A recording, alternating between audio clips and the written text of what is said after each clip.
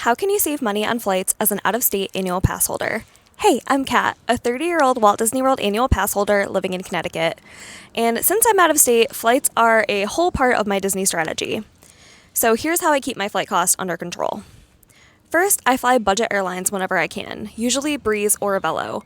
They're simple, they get me there, and they're almost always cheaper than the big airlines, especially if there's a promo code, which there usually is, so check your email before you book. And you don't have to fly the same airline there and back. I mix and match all the time to get the best price.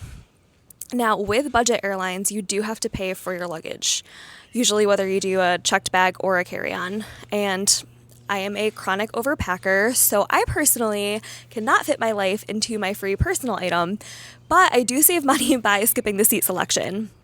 Sometimes that costs an extra $20 or $30 per flight, and if you're flying solo, I don't think it really matters who you're sitting next to. Unless you like the window seat or the aisle, you could just deal with it for, saving those $60.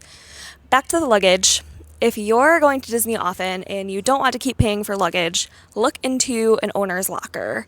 They'll drop off a bin to your Disney resort, you fill it with all your stuff, and then they store it for you until your next trip. And it's basically a way to pack later without actually packing later.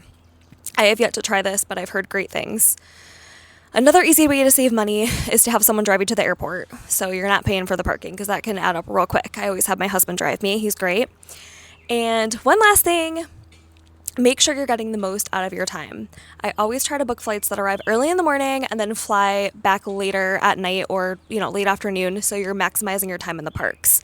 It's not always an option, especially with those budget airlines, but when it is, it's worth it. All right, until next time.